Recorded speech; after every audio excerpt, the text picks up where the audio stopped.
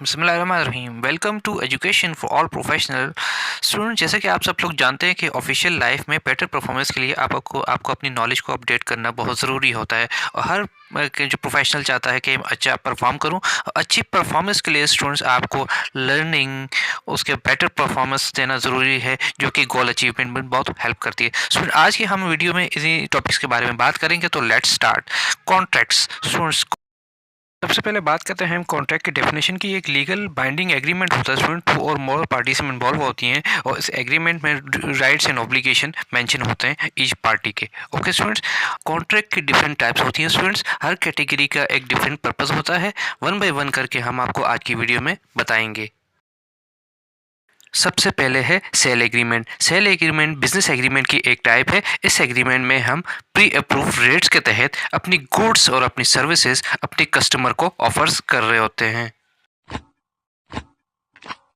Second type है purchase agreement. Purchase agreement भी business agreement की एक टाइप है। इस एग्रीमेंट में तमाम अप्रूव रेट्स डिफाइन होते हैं, जिसकी बिहाफ पे हम गुड्स या सर्विसेज अपने सप्लायर या अपने वेंडर से ले रहे होते हैं।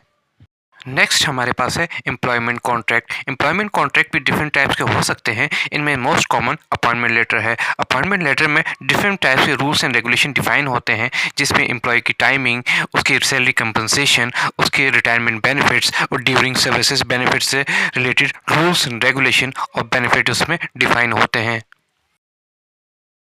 अब नेक्स्ट हमारे पास है real estate contracts. Real estate contracts में प्रॉपर्टी से रिलेवेंट तमाम रिक्वायरमेंट्स इसमें मेंशन होती हैं, जिसमें प्रॉपर्टी सेल, परचेज, रेंटल और लीज से रिलेटेड तमाम necessary requirements, rules and regulation इस कॉन्ट्रैक्ट्स में डिफाइन होती हैं।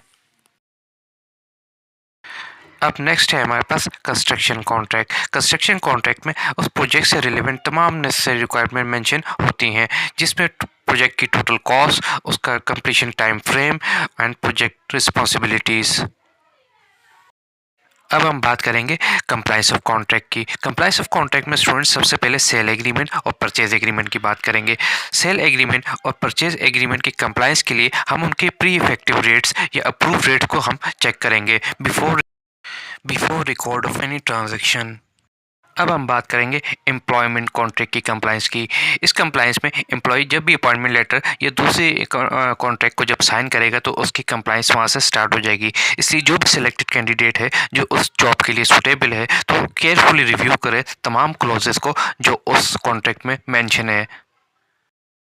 नेक्स्ट कंप्लाइंस हम बात करेंगे रियल एस्टेट कॉन्ट्रैक्ट की कंप्लाइंस की। रियल एस्टेट कॉन्ट्रैक्ट की कंप्लाइंस वहाँ से स्टार्ट हो जाएगी जब बोथ पार्टीज़ या वन और मोर पार्टीज़ जब एग्री करेंगी टर्म एंड कंडीशंस पे, वो टर्म एंड कंडीशन जो उस कॉन्ट्रैक्ट में डिफाइन होंगी।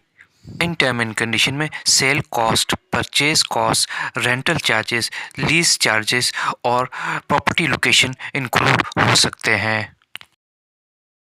अभी हम लास्ट में जो कंप्लाइंस की बात करेंगे वो कंस्ट्रक्शन कॉन्ट्रैक्ट की है। कंस्ट्रक्शन कॉन्ट्रैक्ट की कंप्लाइंस वहाँ से स्टार्ट हो जाएगी, वहाँ से इफेक्टिव होगी जहाँ पे आपके कंस्ट्रक्शन प्रोजेक्ट्स की जो टर्म एंड कंडीशन जो उस कॉन्ट्रैक्ट में डिफाइन है, पार्टीज़ बोथ पार्टीज़ उसको एग्री कर रही हों, उसको एक्नॉलेज कर रही हों और उसको एक्सेप्ट कर रही हों, तो वहाँ से कंप्लाइंस कंस्ट्रक्शन कॉन्ट्रैक्ट की स्टार्ट हो जाएगी। उन कंस्ट्रक्शन कॉन्ट्रैक्ट की रिक्वायरमेंट्स में कॉस्ट ऑफ द प्रोजेक्ट हो सकती है, प्रोजेक्ट लोकेशन हो सकती है, उसके अदर रिलेवेंट चार्जेस हो सकते हैं और उसकी प्रोजेक्ट रिस्पॉन्सिबिलिटीज़ उसमें शामिल हो सकती हैं और प्रोजेक्ट कंप्लीशन टाइम फ्रेम उसमें इंक्लूड हो सकता है।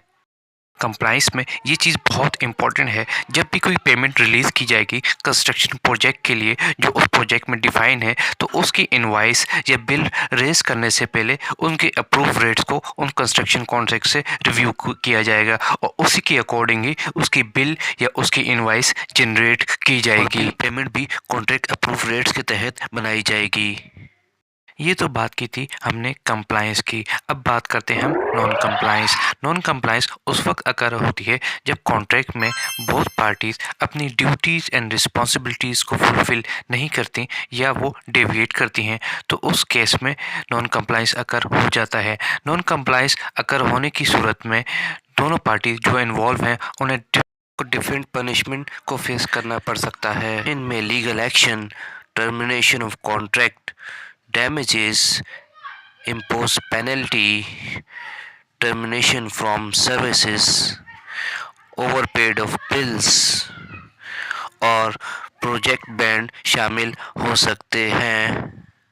मैं उम्मीद करता हूँ कि आप हमारे इस टॉपिक को लर्न करने के बाद अपनी फील्ड में बेटर परफॉर्म कर सकेंगे। तो फिर जल्दी से सब्सक्राइब कर दो मेरे चैनल को और बेल आइकन को ज़रूर प्रेस कर देना ताकि अपकमिंग वीडियो का नोटिफिकेशन आपको पहुंच सके। Thanks for watching video. तो नेक्स्ट वीडियो तक के लिए मुझे दें इजाज़त। अल्लाह हाफिज़।